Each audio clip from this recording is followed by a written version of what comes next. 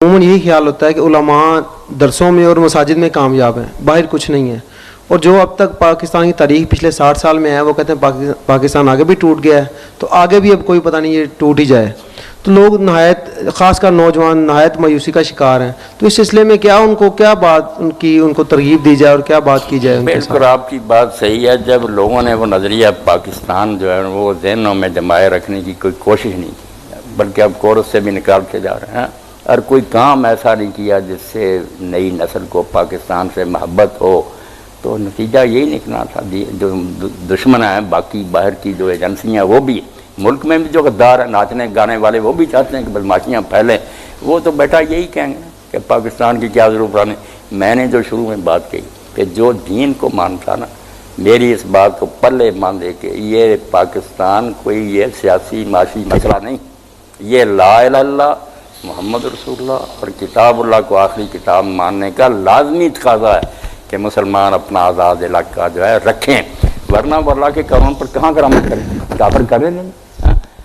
اور یہ تو اللہ نے عقل دی، محمد علی جناح رحمۃ اللہ علیہ کو بچ گئے، ورنہ متحدہ قومی وطنیت جو تھی وہ اتنی بڑی سزائے موت تھی ہمارے لیے کہ سید ابو العلا مودودی رحمۃ اللہ علیہ کی کتابیں لوگوں کو دینی چاہیے. آج کے دن کے لیے تو تحفہ ہونی چاہیے کہ مسلمان اور موجودہ سیاسی کشمکش. یہ مولانا ابھی پاکستان کا نام بھی نہیں ان لوگوں نے لکھا تھا، اس وقت لکھنے شروع کی جب ہم دیکھو اتنے بڑے بڑے علماء حسین احمد اور یہ ابو الکلام بہ گئے، کہتے ہیں یہ آزادی کی جنگ ہے مسلمان کے پیچھے. مولانا نے کہا یہ آزادی کی جنگ ہے، یہ موت کا سرٹیفکیٹ ہے. اگر ہندو کے ساتھ مل کر آزادی لی، اب تو انگریز کا سایہ اس وقت نہیں معاف کر دے پھر کیا بنے گے. اس وقت سن 37 میں جب انگریز نے بیٹا صرف آزمائشی طور پر دی آزادی کے صوبوں میں اپنی حکومتیں بنا لو، زیادہ صوبوں میں کانگریس کی بنی، اس وقت یہ ہندو ننگا ہو گیا. اگر کچھ پردہ رکھ دیتے نا تو شاید پاکستان نہ بنتا. خبیثوں نے اسی وقت سارے صوبوں میں ہندو نظام تعلیم، ہندوؤں کے دیوتاؤں کی کہانیاں، بندے ماترم کے گیت، ان کو جھنڈیوں سلامی، کفر اور شرک پھیلانا شروع کر دیا مسلمانوں کے گلے کا. مولانا کا یہ آزادی ہے. ابھی انگریز گیا نہیں، اب حال ہے. تو جب یہ حال انال ہوں گے پھر کیا ہوگا. حوالے دے دے ایک ایک صفحہ صدر. مولانا نے اتنا بڑا اخبارات رسالے، انہوں نے کہا یہ یار تم بیوقوف بناتے ہو ابوالکلام کہ مسلمان آزادی میں نہیں، آزادی ہو تو اس میں شریک ہونا. یہ آزادی کی جنگ نہیں، یہ بربادی. اپنا الگ مسلمانوں کا علاقہ ہونا چاہیے. اب اس احسان کا بدلہ یہ دیتے ہیں کہ مودودی پاکستان کا مخالف ہے. ایسے ظالم ہیں ناشکرے، ان کے پلے کوئی دلیل نہیں تھی. قائد میں دوسرے کیا سمجھا سکتے تھے کہ اسلام کی روشنی میں ہمیں آزادی کیوں چاہیے. دو حصے مولانا نے، مسلمان اور موجودہ سیاسی کشمکش. وقت کے حالات بھی سامنے کیے شیشہ، اور دوسری طرف اسلام بھی پیش کیا کہ مسلمان جو اس کے اغراض و مقاصد کوئی توحید اس کو تنگ کرتی ہے کہ جس خدا کو مانتا اس کا قانون معطل ہے. اور تیسرا حصہ مسلم لیگ کے بارے میں لکھا جس پر یہ ناراض ہیں. انہوں نے کہا شکر ہے کانگریس کے فریب سے تو مسلمان میری تحریر سے بچ گئے، نہ ابو الکلام کی سنتے نہ حسین احمد مدنی کی. مگر یہ مسلم لیگ کی تحریک جو ہے نا کہ 4 آنے کے ممبر بنتے جاؤ، بے شک نماز نہ پڑھو، زکوٰۃ نہ دو، اس سے بھی اسلامی حکومت نہیں بن سکتی. یہ بات ٹھیک ہے کہ ہمارا آزاد علاقہ ہونا چاہیے، مگر یہ لوگ ابو بکر عمر علی عثمان بنیں گے جو نماز تک نہیں پڑھے، اب بے دین کی نہیں جانتے. اس کے لیے جماعت ایسی بنی چاہیے جو پہلے سے تیاری کرے، ابھی سے دین. مگر وہ قائد اعظم سے جب قمر الدین صاحب ملے، سیکرٹری تھے جماعت اسلامی، انہوں نے کہا بالکل جو مودودی کہہ رہا بات وصول کی گئی کہ آدمی تیار ہوں گے تو کرسیوں پر بیٹھ کر اسلام.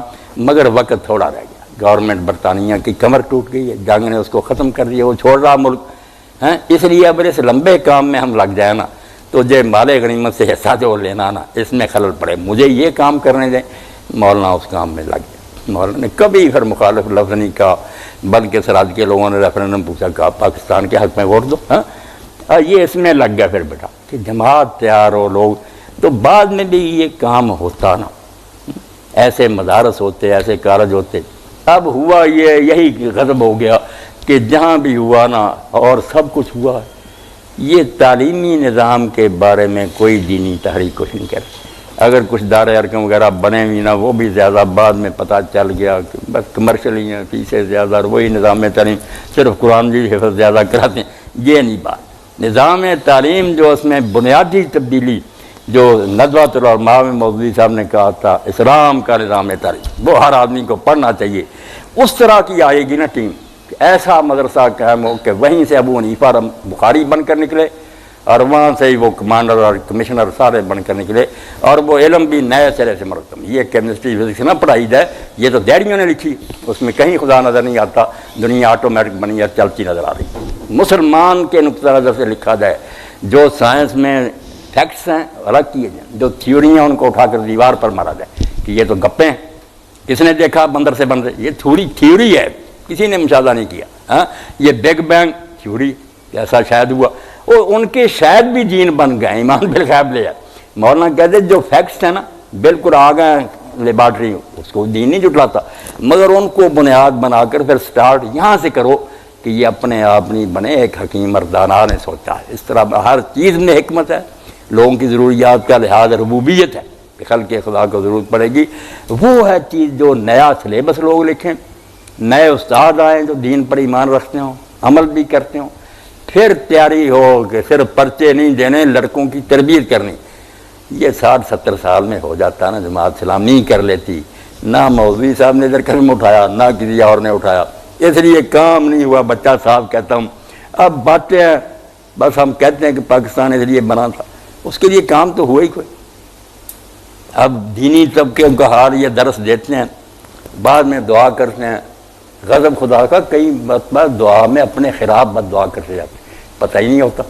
ہاں ناظم بنے ہوئے ان بیچاروں کو کیا پتا کیا یہ دعا کر، تو اس لیے پہلے دین خود تو سیکھیں پھر لوگوں کو سکھائیں۔ زوردار تحریک اس بارے میں ہونی چاہیے، اور نظام تعلیم کی اسی لیے کافر بھی پیچھے نظام تعلیم کے پڑے۔